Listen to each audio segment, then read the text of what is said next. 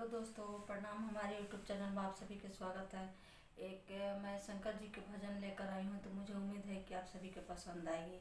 तो प्लीज़ पसंद आएगी तो लाइक शेयर सब्सक्राइब करिएगा। 2 मिनट के लिए टाइम निकालिएगा, ज़्यादा नहीं। मैं गा रही हूँ। भोला के टोला बड़ी दूर हो, भोला चल लो ना जाला। भोला के टोला बड़ी दूर हो, भोला चल लो ना जाला। चली न भोला जी हाथी या घोड़ा से, चली न भोला जी हाथी या घोड़ा से। बसहा बैल बड़ी दूर हो, भोला चल लो ना जाला। बसहा बैल बड़ी दूर हो, भोला चल लो ना जाला। भोला के टोला बड़ी दूर हो, भोला चल लो ना जाला।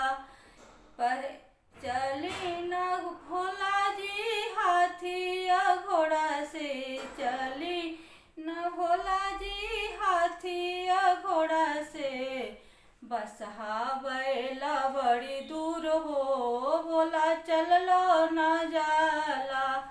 भोला के टोला बड़ी दूर हो, भोला चल लो ना जाला।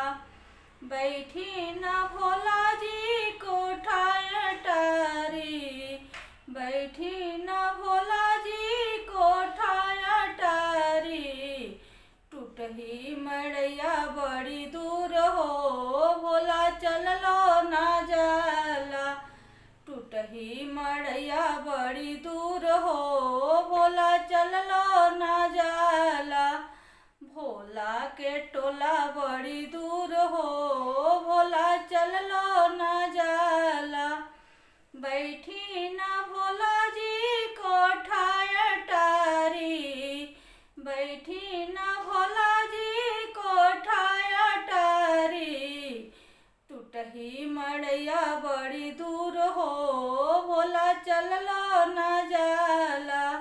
भोला के टोला बड़ी दूर हो, भोला चल लो ना जाला। पहरी ना भोला जी कुर्ता पैजामा, पहरी ना भोला जी कुर्ता पैजामा। मिर्गा के छाला बड़ी दूर हो, भोला चल लो ना जाला। मिर्गा के छाला बड़ी दूर हो, भोला चल लो ना जाला। भोला के टोला बड़ी दूर हो, भोला चल लो ना जाला। पहरी ना भोला जी कुर्ता पैजामा, पहरी ना भोला जी कुर्ता पैजामा।